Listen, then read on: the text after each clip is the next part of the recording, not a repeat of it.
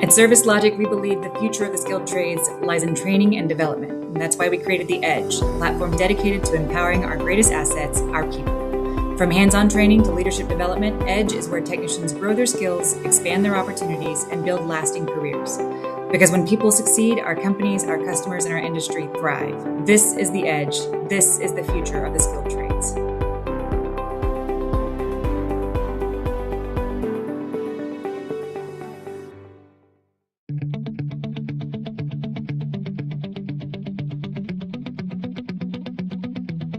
I chose the iConnect training equipment because I already previously had some iConnect training equipment. And I was very pleased with the equipment I had, the quality of it, and pre-designed labs that came with it. So when I expanded it more into the catalog, I decided I wanted to get this refrigeration trainer in my program to expand my program.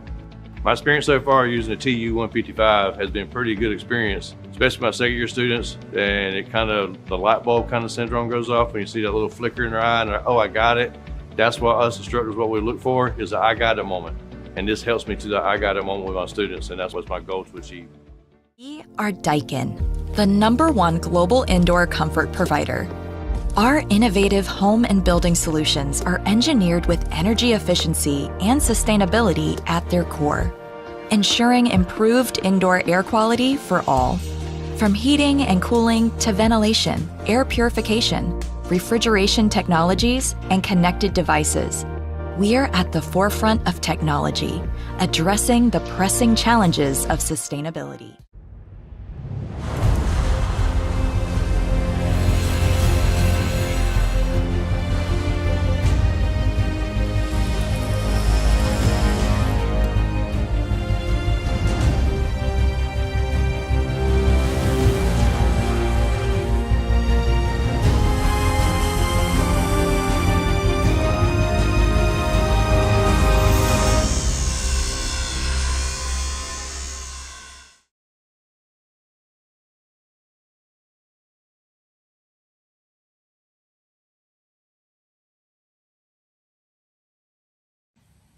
Hello, everyone. Thank you so much for joining us on Did You Know, the ESCO HVAC show. I know I'm catching a lot of people off guard today. I got comments coming in going, wait a minute, is the show on early today?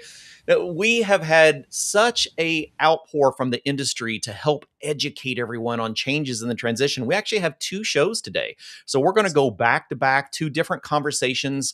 Today, we're spending some quality time with our friends over at Solstice. How are you doing today, guys? Doing well, Clifton. Good, Clifford. How are you? I'm doing fantastic. I'm sorry Robert wasn't able to make that connection. He's joined us from his mobile phone, but we're still going to be able to get through our presentation and have the discussions today. You know, there's so many things happening in the world of refrigerants. We spent a lot of time talking about the residential sector, the HFC phase down that is affecting many industries, not just HVAC and refrigeration. We've gotten fairly comfortable talking about the residential A2L transition, going to our 2 primary refrigerants of R32 and R454B. What about the commercial sector? Most of you know that I've spent a good amount of my career in the commercial refrigeration sector. Most of that time was in grocery rack refrigeration, but I worked on a little bit of everything. If it had refrigerant in it, that's what I enjoyed working on. And thank you all for letting us know. Kendrick, how's things going up there in Chicago? Kendrick has been devastated by the storms that we had here a few weeks back, lost part of his school, still joins us every week to learn about transitions. We also want to take a little bit of time and give special thoughts and prayers for the families that are in Tibet right now that are facing this devastating glacier melt. If you haven't paid attention to what's happening there, it's something you need to focus on. And it goes back to understanding what's happening in the world around us.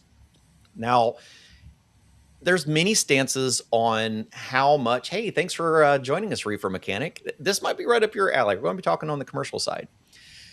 There's a lot of things that we can discuss about the transitions we see in the world, but one thing that we cannot deny is that there are effects happening to us globally. We are seeing warming trends, which has been part of the driving force of our refrigerant transitions for a very long time. And so we're seeing changes in refrigerants, and not everyone is always comfortable or understands where that regulation comes from. So Robert and Joshua, do you mind introducing yourselves to our audience today and just a little bit of background of where you live within our industry?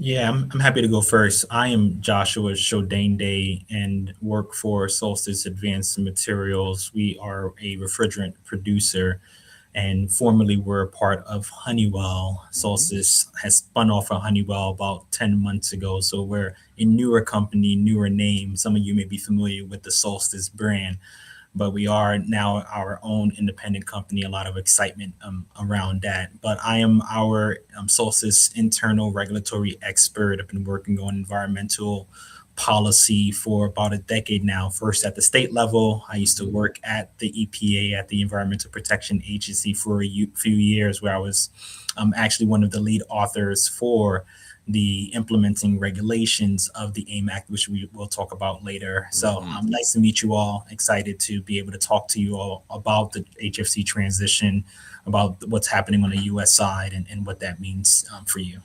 I'll turn it over to you, Rob.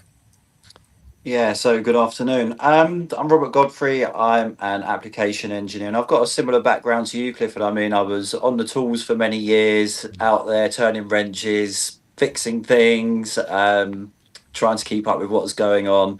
I then went into design and consultancy, and now I find myself at Solstice. So really, I feel like I can engage well with the technicians and the trainers on this. And after Joshua's got through his part of the presentation, I'm going to talk about some of the technicalities now, especially in the commercial refrigeration world.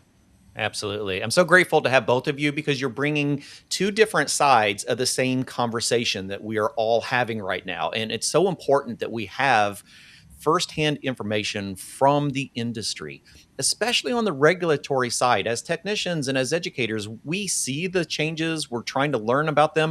We don't always understand where they come from. And so it's incredibly important for us to understand these transitions. I just had a conversation earlier this week with a large contractor about the phase down through the AIM Act. And he said, what do you mean? The new refrigerants are already on their way out? I'm like, no. They were on their way out before they got here. So it's a lot to understand and comprehend. And so that's what we're here today to do. We're going to dive into this. And if you have any questions about the topics at hand while we're there, please jump in. You know, educators are typically struggling to stay up to date with content. And that's what we do here every week. We try to bring in the top educators, the top minds from our industry to help clarify things that may be a little uncomfortable. So where would we like to begin today, guys? Yeah, I'm going to turn it over to Rob to maybe kick things off and set the stage. He'll turn it back to me, and then I'll turn it back over to him. So, okay, Rob. Yeah, that's right. So I think, are you driving the slide deck there, Clifford?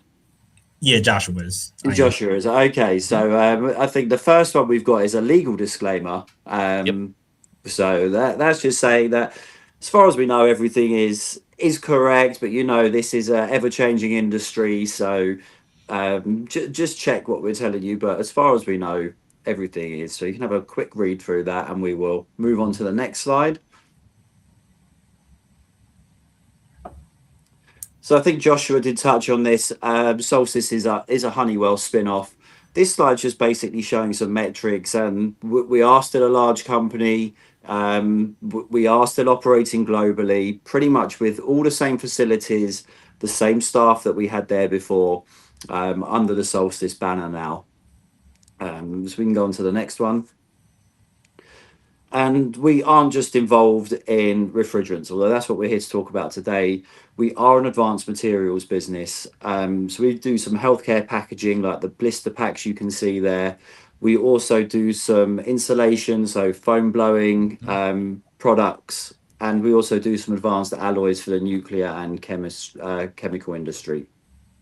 You know, there's a very important one right there that many people don't recognize. There's two things.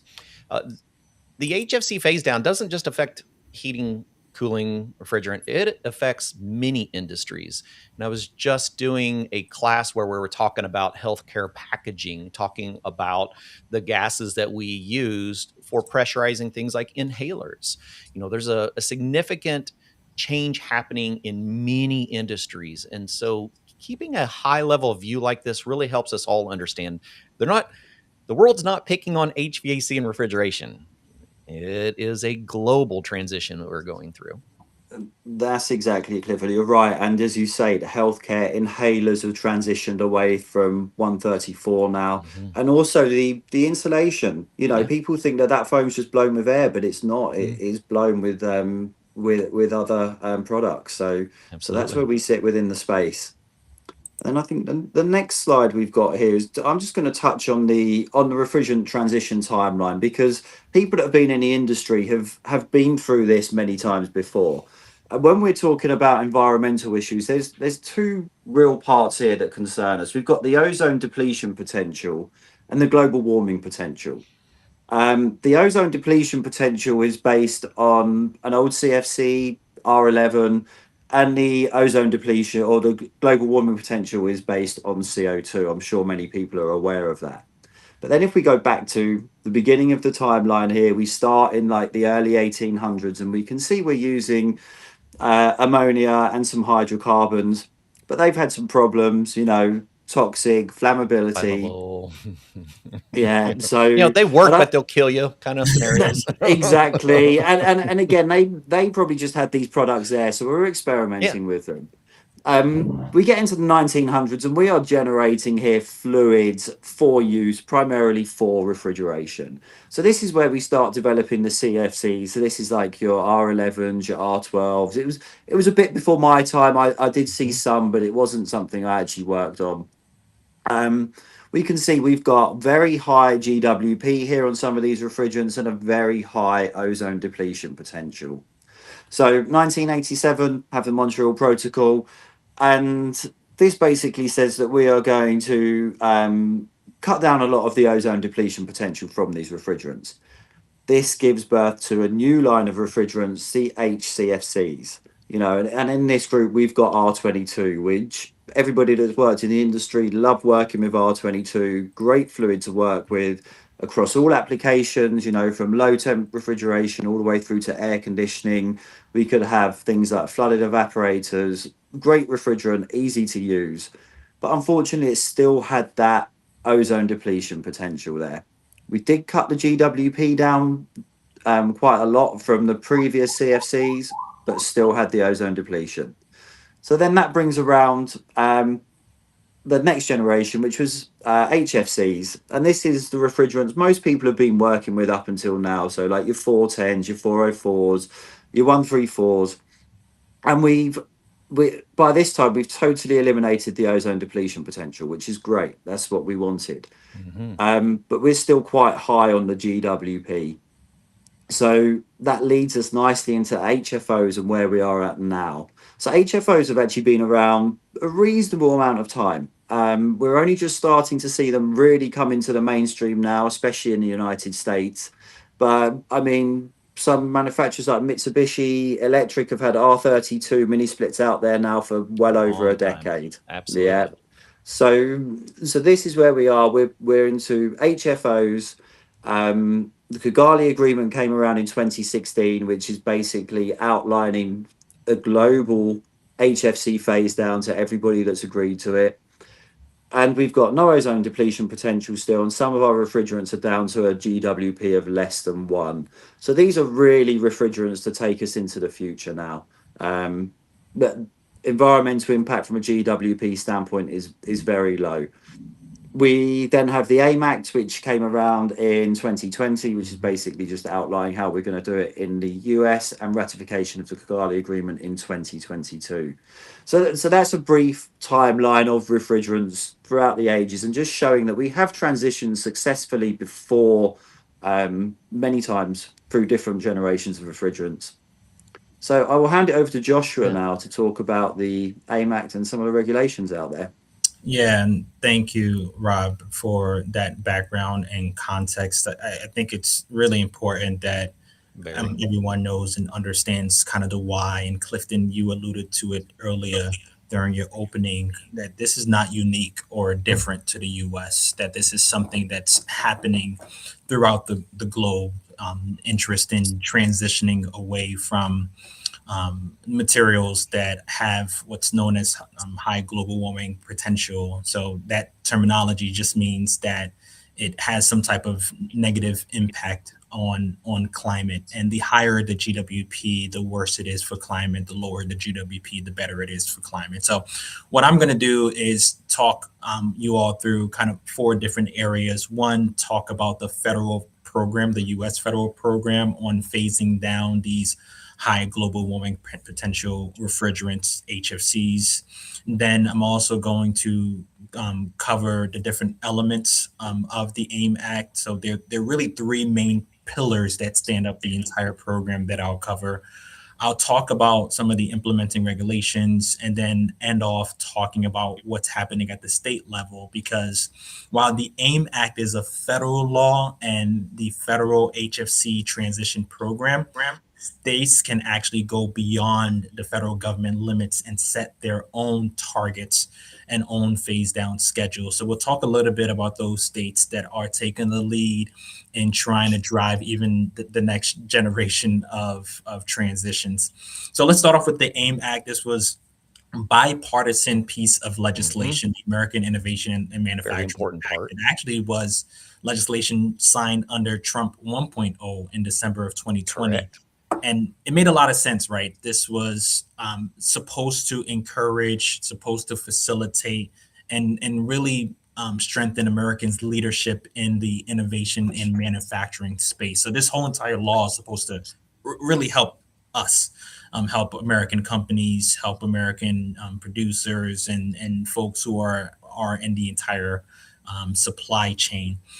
This law mandates a 15-year phase down of HFCs. I think that point is also very important, is that Congress and policymakers recognize that we'll need some level of HFCs either to keep existing equipment running. Service gas. Service gas is going to be needed as well. And there may be applications, very niche applications, where the alternatives don't work. So it is a 15-year phase down. It's an 85% reduction from the baseline by the year 2036. So if you look at the chart to the right, that kind of shows you the schedule. 100% was the baseline. In other words, what are we trying to reduce the percentage from? And so EPA calculated what that baseline was. And as of this year in 2026, we are actually at 40% lower from historic production and imports or consumption of HFCs. And don't worry about the terminology. It just means that there's less virgin supply now than there was back then in terms of new virgin supply that's coming in on the market. The next step down is going to happen in a few years when we'll be operating at half of the level that we're currently operating now, which means that there'll be even less supply, virgin supply of HFCs coming through either domestic production or through imports. And then the final decrease is going to be in 2036, as I mentioned before. One date to keep in mind, which we'll talk about soon, is that when it comes to commercial refrigeration, EPA has established a 2032 date for the transition in the commercial refrigeration space. And again, we'll talk about that soon. There are really 3 main pillars that are holding up the AIM Act, and EPA is the implementing agency. The step down that you see to the right, that's controlled by what's known as an allocation system. So think of it as a way for EPA to ensure that we don't exceed these caps. EPA essentially allocates what they call allowances or authorization to either produce HFCs in a certain amount or import HFCs in a certain amount. So EPA essentially identifies market players and participants and says, hey, you cannot produce any more than this, or you cannot import any more than this. So that's leg one. That's the first pillar of the AIM Act. The second pillar of the AIM Act are what's known, or is what's known as the technology transitions provision. So that's the sector specific restrictions on the use of HFCs. EPA and has established restrictions in over 40 applications, including residential and light commercial air conditioning, as well as in the commercial refrigeration space, supermarket systems, remote condensing units, cold storage warehouse. EPA has established limits on what HFCs can be used or what type of refrigerants that can be used, and they base it off of GWP, or the global warming potential. So that's the second leg. And then the third leg is reclaimed, or EPA trying to maximize reclamation, minimizing releases. So the three parts of this program are supposed to work together to really encourage an orderly transition away from using HFCs towards the next generation technology. So moving on to the next slide, I want to talk a little bit about the technology transitions rule. That's the sector specific rules. So recently as 3 months ago, EPA actually finalized a rule to reconsider certain aspects of the technology transitions rule. So originally in October of 2023, as I mentioned, EPA established limits on what can and cannot be used in different applications, in refrigeration and air conditioning, in foams and aerosols and propellant applications. They set those limits. After this rule was finalized, there were a few industry groups and individual companies who said, hey, EPA, we don't think these limits that you've set are going to work out for us. So they submitted a petition or a formal request for EPA to reconsider the limits that they set. EPA proposed something last year saying that they were going to give the commercial refrigeration sector 5 additional years, and 3 months ago they decided to do so. Now, what's relevant and what's important for you all to know is one, when it comes to any rulemaking that is established under the technology transitions regulations, they only apply to new products, new systems, and components. They don't include retrofitting of existing systems, and it doesn't include per se maintenance of used equipment in the US. Those are different set of regulations that has jurisdiction over those activities. This is just focusing on new products, new systems that are being installed, that are being purchased. And as I mentioned, for this specific rulemaking that occurred and was finalized in May of 2026, you all may have seen it, but Trump announced this out of his Oval Office. He decided to give an additional time for a handful of stationary applications, including the commercial refrigeration sector, more time to transition. And we'll talk about the additional time and the levels that EPA has set for what can and cannot be used in different applications. So timely conversations. We've got a couple of comments that had came in from John and from Reefer Mechanic, and this is the reason we have these conversations.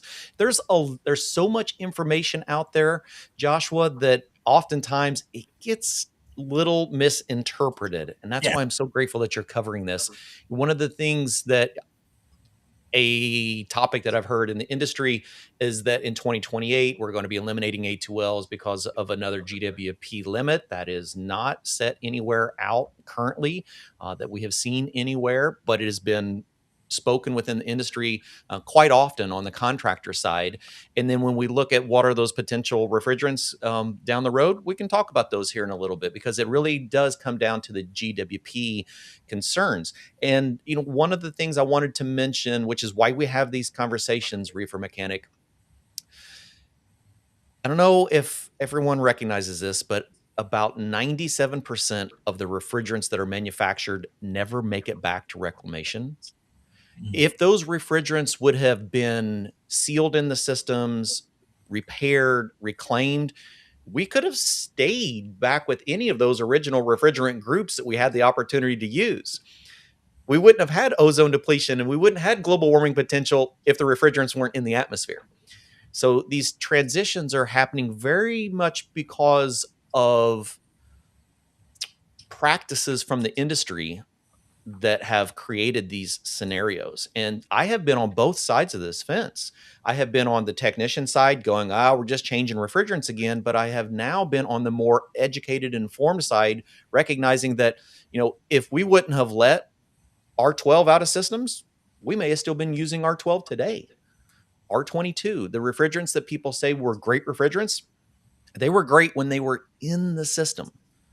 When they escape, that's when we have a lot of problems. And so we will work with some of these as we go forward. I promise, guys, just hang in there. Yeah. You make some really important points in terms of the opportunity to keep the refrigerants in the systems and and doing the work that we want them to do. And EPA does have regulations to kind of encourage those practices to ensure that there are minimum releases into the environment. So going a little deeper into the reconsideration rule, the technology transition rule for supermarkets, the former requirement when the rules were first established in 2023, EPA set a GWP threshold of 150 or 300, kind of depending on the charge size. For anything greater than 200 pounds, that limit was 150. For any equipment or system that had a refrigerant charge size less than 200 pounds, that limit was a little higher at 300. And you will notice that the original compliance date was January 1st, 2027. So in about a few months. Less than 4 months than now. For remote condensing units, something similar. As a matter of fact, earlier this year, it was the compliance date for remote condensing units. But because of the feedback that EPA received from a lot of retailers that these compliance timelines and standards don't work, that EPA decided to provide some additional time. So now for supermarket systems, any new supermarket system being installed, EPA has set an interim GWP limit of 1,400 for January 1, 2027. That means that 448A systems can be installed, can continue to be installed beyond that date, because the GWP of 448A and 449A is less than 1,400. And that's the interim limit that EPA has set. And EPA is giving supermarket systems 5 years up until 2032 to reach those lower GWP limits. And a part of Rob's presentation is going to cover which refrigerants can meet those newer and lower GWP thresholds. Same thing, remote condensing units with the interim limit of 1,400 to allow use of those lower GWP refrigerant options, and then 2032. And there are a whole number and a few other kind of handful of applications. Cold storage warehouses also got some regulatory relief. You'll see IPR systems for semiconductor manufacturers received some relief as well. I think in a maybe tangential point, I know we're talking about commercial refrigeration, but for residential and light commercial air conditioning and heat pump systems, initially there was a January 1, 2025 date for when new equipment needed to be installed. And at the end of last year, that was the date that if you had any 410A condensing units, as an example, you had to install those systems by the end of last year. EPA actually decided to remove that restriction. And so whatever inventory you may have of 410A, there is no deadline to install those equipment, as long as that piece of equipment was manufactured and imported before January 1, 2025. So there is no kind of sell-through date for older systems that were manufactured or imported before January 1, 2025. For everything else, anything that's new that's being installed, that date was January 1, 2025. So EPA did this, again, hearing feedback from retailers, from folks who were impacted by the technology transitions rule. It is worth noting that there are folks and there are industry groups, there are states, there are environmental groups who have challenged EPA's regulatory relief for some of these applications, specifically in the commercial refrigeration space.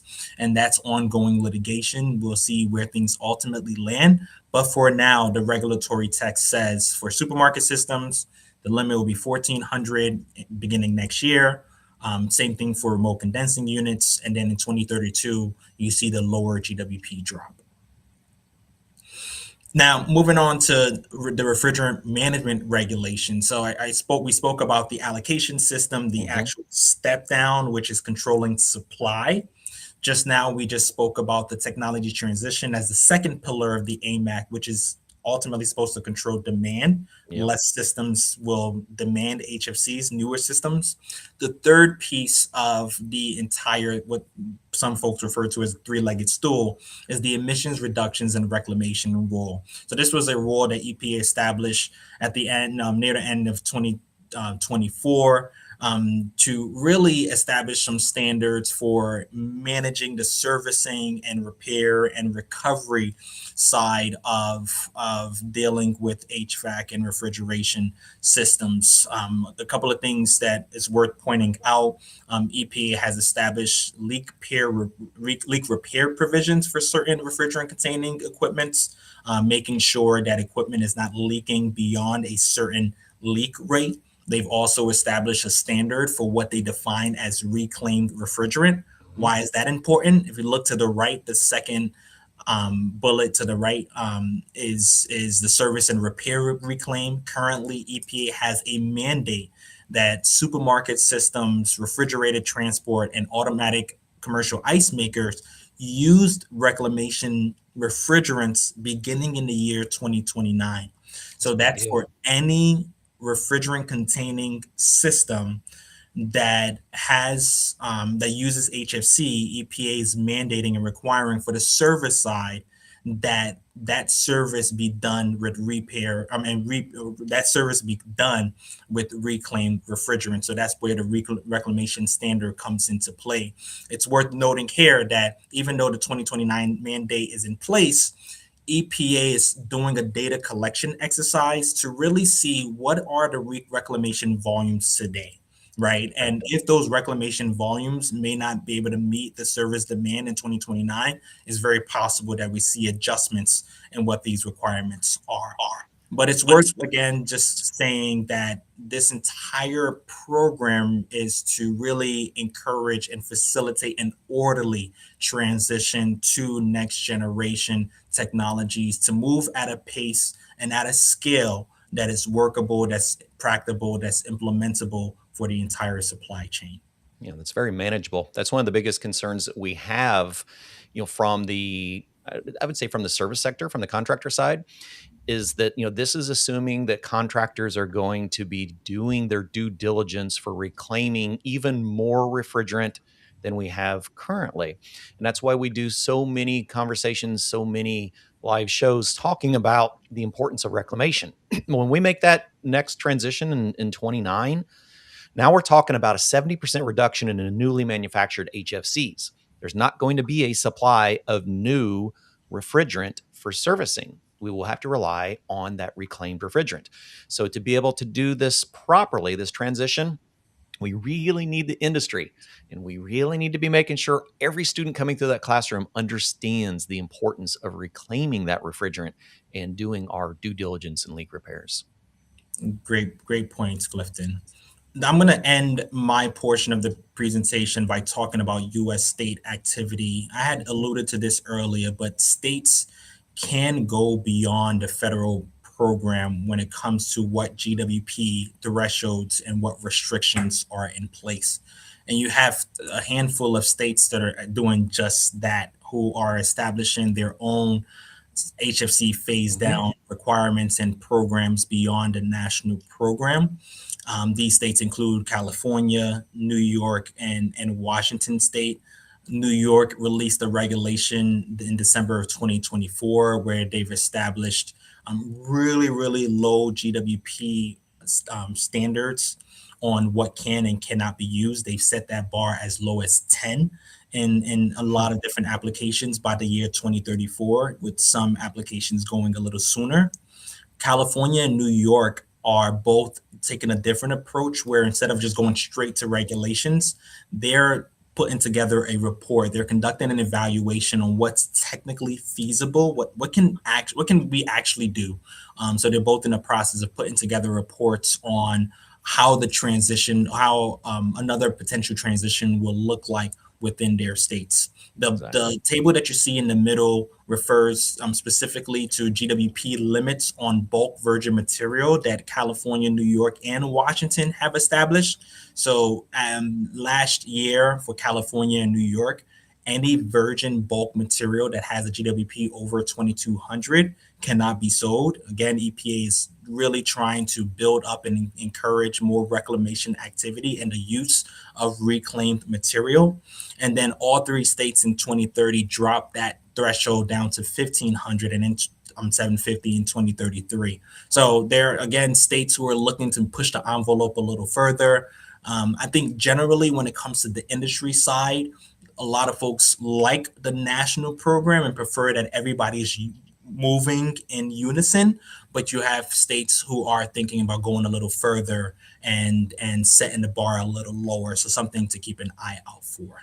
Yeah, And for those of you who are not aware of what that looks like from a refrigerant supply and from a service side, early in the year, the first conversations, the first calls we were getting from contractors and educators in New York was, hey, did you know that we cannot get R404A anymore in new refrigerant? And so these are the conversations we like to have so that we know that there are some things happening at the state level that are, they supersede what's happening on the national level. And with that, I will turn it over to Rob. Rob, hopefully I gave you enough time to be able to go through your portion. Yeah, I can get through this. Thanks, Joshua. That was Thank you so much, great Joshua. summary. So I'm going to talk about choosing the right refrigerant and some tools that we've been developing here to help you implement A2Ls easily. So the first two videos I've got here are safety. I'm still seeing a lot of misinformation on A2Ls. And I believe, Clifford, you've looked at this before.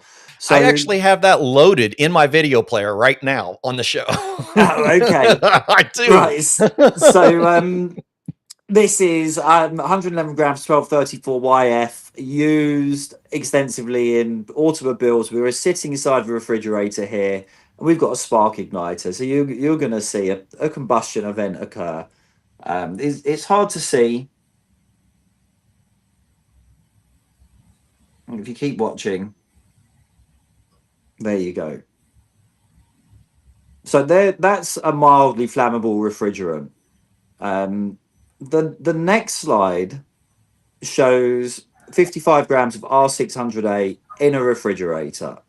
And it's a very different outcome. It's shocking. So really what we're trying to show here is A2Ls are much closer to an A1 than they are an A3 refrigerant. And again, if you follow the forums, people out there, you will see a lot of misinformation on this. So I really try and drive this message home.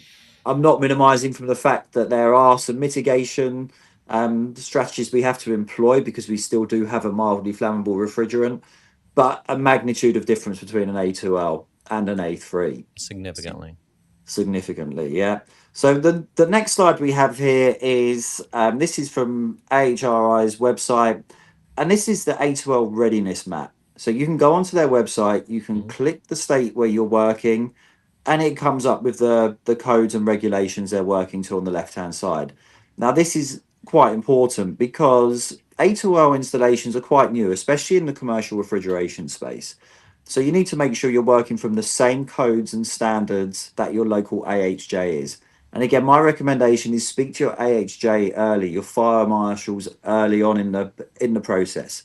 You know, make sure that you're all working on the same page, the same standards, just to alleviate any issues early. There's nothing worse than getting halfway through a project and find out you've got to go back and add something to it, rip something out, potentially at your own expense. Also, if we look at Nevada here, we've got ASHRAE 15 and 34 on the 2022 version. The latest version is 2024, and we're expecting a 2026 release at the end of the year. So again, if you don't check what your local authority is working to, you could be working on a standard that's either newer or older than they're working to and might be out of alignment. So this is a useful tool for implementing A2Ls. And again, I think people should be checking this, especially if you're involved in projects from early on. Very important one. It is. The next slide is something we've been working on internally. Hopefully we're going to be ready to release this next year, and it's going to be a free tool that's going to be available on the website.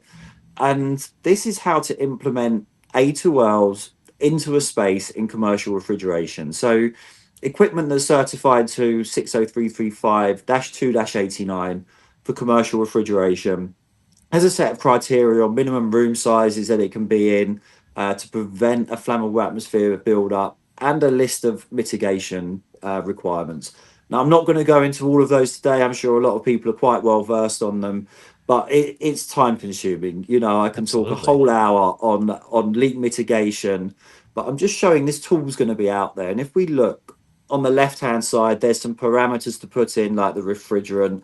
It brings up the flammability or lower flammability limit. Then we can put in the releasable charge and the room size, and it plots it nicely on this graph here just to show you what requirements you need to implement. So hopefully this is going to make it easier in the industry than digging through the regs to implement A2Ls, and really just go on here, put in the basic parameters, and shows you what's required. Because I do get a lot of questions on this and have helped out on a few projects implementing it. So I really hope this is going to be useful for the industry. Yeah, I absolutely will be. Yeah, really moving into it now. So we've discussed previous generations of refrigerant, and really we could have a one size fits all. Like 404, for example, was a great refrigerant across the board, medium temp, low temp. It did everything. There wasn't too much to think about. But as Joshua mentioned, depending on the charge size now, we've also got GWP limitations. So that is one aspect we have to think of. We have to think about the application fit for one, and all these three refrigerants on the screen are suitable for medium and low temp applications. So that's fine. We then have to be thinking about the charge size and our GWP. And if you can see here, we've got two that are under 150 GWP, and we've got one that's over 454A as a GWP of 239. So this means 454A is only suitable for systems with a charge size of under £200. As we discussed, this has been pushed out to 2032 now, but I think really when we're looking at new systems, we want to be looking at implementing the next generation of refrigerants. We've already discussed about the HFC phase down, you know, and the importance of reclamation and recycling to make sure we've got enough supply. But I'm thinking really, if we can, we need to be implementing the next gen, so we don't really have those concerns. Also, they've got a much lower GWP. Should they leak, we are going to be potentially doing a lot less damage to the environment. Absolutely. So that's another factor. We then have the flammability factor to consider as well. And this is where a higher lower flammability limit is actually beneficial to us. So the box underneath that table that's got the refrigerant, we can see we've got the three refrigerants in there. And if we just envisage that white box as a parcel of air, and we've got the refrigerants in that parcel of air, we can see that 454A, the left-hand side of that bar, is much closer to the left-hand side of that box. So we're going to get to that lower flammability limit a lot quicker than we are with R450A. So basically we can have more of a releasable charge with 455A than we can with 454A. So it's another consideration that we need to be thinking about when designing these systems. From a technician level, I don't think it's too important, but definitely from a specifying engineer or design consultancy, we need to be thinking about this. So on the next slide, these are all tabulated, and you can find these in ASHRAE documentation. But if we start at the top of the left chart we've got there, we can see R290 propane, and our maximum releasable charge is 1.1 pounds, which is very, very small. And that is based on the regulations, that's based on the flammability limit there. And at the moment in the United States, these have to be self-contained units. We can't have remote condensing systems. We then go down, I'll put R454B in there, but again, because this is widely used in HVAC, we've got a maximum releasable charge of £201. which is quite large in the world of HVAC. That's a lot more than a lot of It's a big VRF system. systems hold. It's substantial. So it's not really too much of an issue in HVAC, and this is why it's been pretty easy to implement, because we have a lot smaller charge sizes. That hasn't been too much of a concern. But then we move down to our three commercial refrigeration offerings, and we can see we've got R454C, we've got about £167 maximum releasable charge, all the way up to 455A, and we've got £247 maximum releasable, which is substantially more. So again, when designing a system, you need to be taking this into account on the releasable charge, because you might have a circuit that's got more than £167 releasable charge, making 454C unsuitable, and you'd have to go up to 455A. So again, it's a real consideration across all three factors. And one very important point here is this isn't total system charge, it's maximum releasable charge. So this is from the time the leak occurs, from detection to shutting it down, how much refrigerant can be leaked. Now, so far I've seen A2Ls implemented in commercial refrigeration from small walk-ins, in the back of grocery stores, up to some quite large cold storage facilities like 10,000 square foot rooms, and some reasonably sized rack systems, sort of 250,000 BTU, So it can be done with the engineering, but it is really just adhering to those factors. The table on the right here shows maximum releasable charge sizes based on your M1, M2, and M3 limitations. And these, again, are outlined in UL 289. But what it is, if you're under certain charge thresholds, it depends on the leak mitigation required. So if you're under M1, you really just need leak detection and safety shutoff. If you're below M2, you need some sort of circulation, which conveniently evaporators have got a fan on, so that covers you there. And if you're above M2 but below M3, you need ventilation, which is a bit more of a challenge. Yeah, as well as the isolation. So everything I've seen so far has been able to be engineered below that M2 charge threshold on maximum releasable charge. And I've got some great examples of this. We're not going to have time to go through them today, and they're not part of this presentation. But sounds like a step 2 for us. Step 2, exactly. We can go through some real world examples. Sure. But it does show with engineering and a bit more planning, it's not even too much more. We can keep these charge sizes, maximum releasable charge sizes, below M2 in commercial refrigeration. One of the questions that came in from Reefer Mechanic, and it has been a concern that we see from technicians in the industry, will this change the production of A2L systems for commercial refrigeration? It's not that they're going to be producing less of them. We're just looking at them from different ways. So I'm already seeing equipment manufacturers understanding these charge limits. And even if they're doing large scale applications, they're just doing a series of smaller systems. Whereas if we would have looked at a system built in the 1990s, early 2000s, we may have had an entire medium temp rack for a grocery store as one circular system. Whereas now we may look at that and go, well, we could just simply move that into 5 or 6 smaller independent systems, meet our requirements, and then now we just relook at the design. So that has been in transition for a while. So it's not that we're going to see less of the A2L design systems. We're going to see more of them, probably in smaller footprints. That's exactly it. And I mean, look, there's pros and cons to each. By going to a distributed system, you're not moving large volumes of refrigerant over long distances.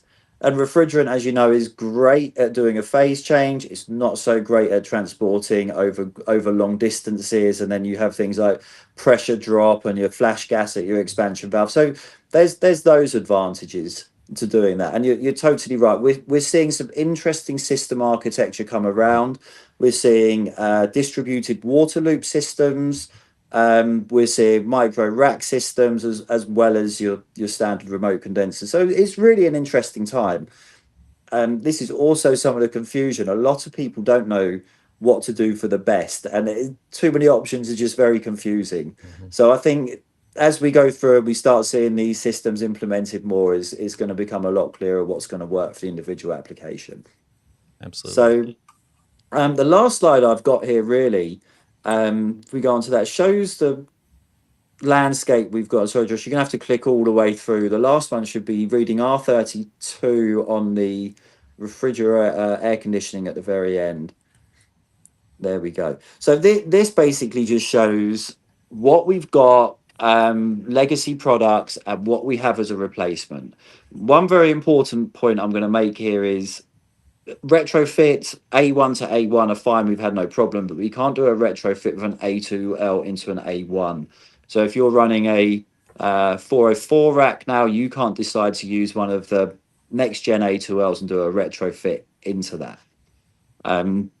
So I'll start at the top. We've got 123 used in a lot of centrifugal chillers. We've now got 1233 ZD GWP of less than 1, A1 non-flammable, very easy retrofit to do. Moving down, we've got 134A, used a lot in, or used in commercial refrigeration, some applications, some chillers. We've got a almost drop-in 513A, thermodynamically almost identical. We've done some chiller retrofits. We've got a grocery store chain that's in the process of doing some 513 and A retrofits to 134. That is a product for the future for doing 134 retrofits. So if you have any issues with 134A, I would definitely recommend having a look at 513 to replace that refrigerant. We've also got 515B, another non-flammable. It's suitable down to medium temp refrigeration, GWP of 299, possibly suitable for a retrofit as well, but we haven't done any as of yet. So if anyone wants to do a test to experiment with it, get in touch. We'd be more than happy to support it. But we are seeing a lot of interest in data center applications for direct-to-chip cooling. Yeah, it'd be a good temperature range. Yeah, it would. So we've got two great options there in the A1 non-flammable for 134 alternatives. Then when we move to the A2Ls, we've got 1234 YF and ZE. They are mildly flammable, but they've got a very low GWP of less than 1. A lot of these applications probably going to be outside if they're chillers, heat pumps. So again, easy to implement. They are suitable for refrigeration, probably not my first choice, but they are an option that's available. Next, we're going to get down to commercial refrigeration, the big one. So 404, R22, I know there are other refrigerants that are out there, but they're the most the most common ones that we're seeing. And we have a great, again, virtually drop-in refrigerant, 448A. Big selling product. We've done a load of retrofits with 448. Very easy to implement a retrofit from 404 to 448. There's a little bit more to do going from R22 to an HFC. You've got to do an oil change. You've got to change the elastin seals. Yeah. But again, we can support you with that. We've got some great checklists if needed. We can send out to you. So again, 448, I believe, is a product that's going to keep a lot of these existing systems running for a long time. And really, as an engineer and technician, I'm about that. If something's working, I want to keep it working. And if we've got a product that's going to keep it working into the future, do it. It's going to be your most cost-effective way of keeping the refrigeration system running. Then we've got the 3 options in the A2L that I've spoke about. So 455A, 454A, and 454C. So really, new systems, we're looking at designing around those 3 refrigerants. And again, as I said, I've seen many examples of where this has happened successfully. And the final one, air conditioning. So I know we've still got a lot of R22 units out there, but we know 22 has been on the phased out for quite a while. Long time. Although you still supply seems to be pretty strong. I mean, you can still get it, but it's expensive. So 410 end of life now. This equipment's going to run for many, many years. We don't have an A1 alternative for 410A. I don't think we're going to need one because, again, reclaim, recycling, I think we're going to have enough supply to keep these units going until end of life. So we don't have a drop in for 410. And then new equipment, we've got 454B and R32. Our 454B seems to have taken on the stronghold sort of in the United States, North America. R32, Europe and Asia seems to be a bit more popular. So that's really where we are with the refrigerant landscape as an overview and where these all fit in with each application. That's some great information. I'm so glad that you gentlemen took time out of your day to hang out with us, answer some questions that there's obviously a lot coming even from our audience today, about where are we? Where are we going? What are some of our options? What are some ways that we can connect with Solstice to learn more about these solutions? Yeah, so anyone can reach out to me or Joshua at any time about this. I can help you out with any technicalities that you need to know about refrigerant for sure. And we've got a good team. We've got a team of PhDs that know the regulations or the standards extremely well. They know the chemistry very well. And we are here to help get these implemented. Excellent. Well, Joshua, Robert, I appreciate you so much. I encourage everyone to go to solstice.com and learn a little bit more about everything that we've discussed today and your local contacts. So, gentlemen, we really appreciate you educating the industry, and I look forward to the next conversation when we can talk about some actual retrofits and installations. I've got some of my own examples we'd love to share with that. So, sounds good. It's good. Thank you, Clifton. Excellent. Have Thank a great you very evening. much. And we'll Yeah, see you on you the too. next episode of Did You Know? The ESCO HVAC Show. Bye, everybody. Thanks. Bye. Bye all. Bye.